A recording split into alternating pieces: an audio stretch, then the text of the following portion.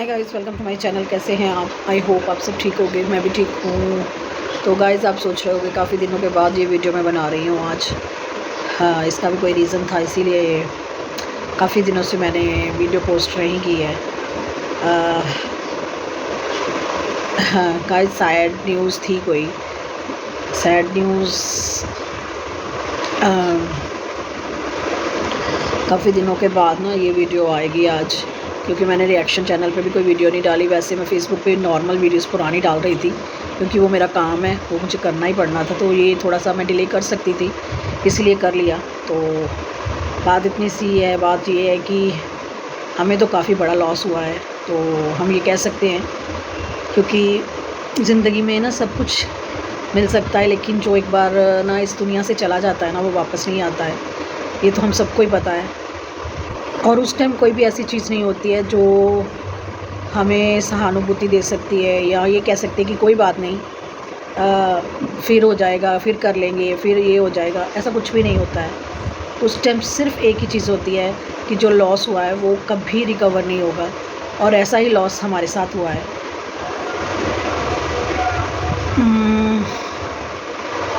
बोलने को दिल भी नहीं कर रहा है, लेकिन आप फैमिली हो, क्योंकि मैं वीडियोस डालती हूँ, इसलिए मुझे ये बताना पड़ रहा है कि कुछ दिन पहले ऐसे ही मैं बैठी हुई थी रात को, और मेरे ताया जी की मतलब उनकी बहू है, मेरी भाभी, उसका फ़ोन आया। तो उन्होंने बताया कि ऐसे दीदी आप क्या कर रहे हो, हाल चाल पूछा। और बाद में उन्होंने बताया कि मैंने पूछा आप लोगों का क्या हाल है, तो उन्होंने बताया कि हमारे बड़े भैया जो है, मतलब जिस भाभी का फ़ोन आया था, उनके जो जेठ हैं, मेरे बड़े भैया लगते हैं, सबसे बड़े भाई है हमारे, वो है नहीं मतलब। तो उनको ना कोई स्ट्रोक आया है, ब्रेन का स्ट्रोक, और वो ठीक नहीं है और आईसीयू में भर्ती हैं। तो उस टाइम काफ़ी देर हो गई थी, तो मैंने अगले दिन की एक वीडियो डाली भी है जिसमें मैं हॉस्पिटल गई हूँ। तो वो मैंने कुछ बोला नहीं है उसमें, सिर्फ वीडियो ही डाल दी थी। और उसमें मैं गई थी हॉस्पिटल उनको देखने के लिए, लेकिन अनफॉर्चुनेटली उन्होंने नहीं मिलने दिया, आईसीयू में थे वो। और इतना तो पता था कि ज़्यादा ही स्ट्रोक आया है, लेकिन ये नहीं पता था कि इतना बड़ा स्ट्रोक आया है कि वो रिकवर ही नहीं हो पाएंगे। तो पहले तो मैं मतलब मुझे जो पता चला वो यही था कि उनकी ना ब्रेन में क्लॉट है, कुछ आया है, स्ट्रोक मतलब ब्लड का क्लॉट है कुछ, जिसकी वजह से काफ़ी डैमेज हो चुका था, और उनका जो फेस था ना, वो एक तरफ जा रहा था।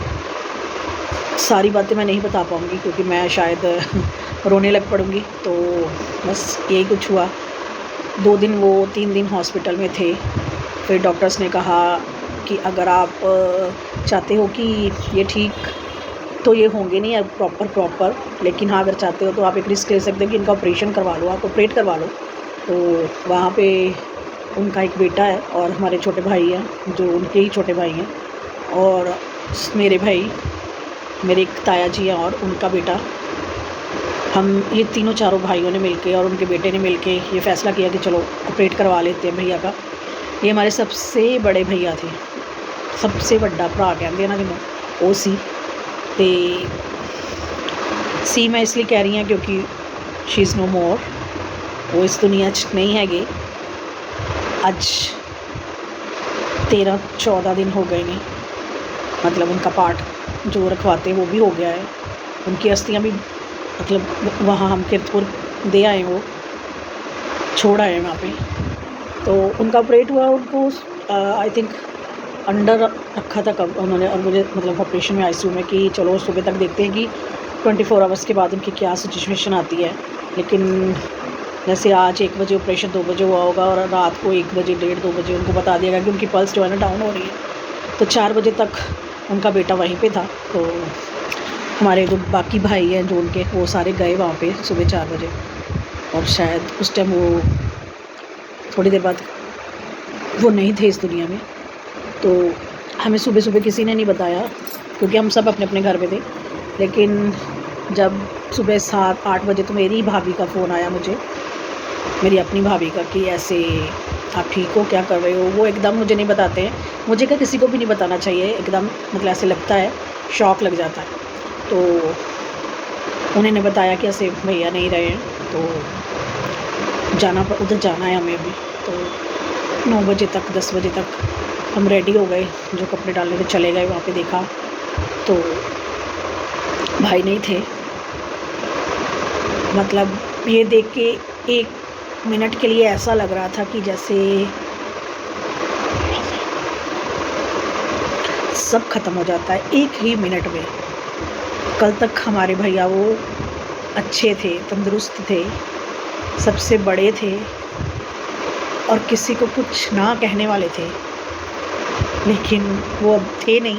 वो मतलब है नहीं, थे हो गए थे। इतना ज़्यादा उस चीज़ का शौक़ लगा कि हम सोच भी नहीं सकते थे। मैं अपने भाई की फ़ोटो लगाऊंगी इस पे थोड़ी सी, देखिएगा कितने सुंदर, कितने अच्छे भैया थे हमारे। बोलना तो मैं पंजाबी चाह रही हूँ,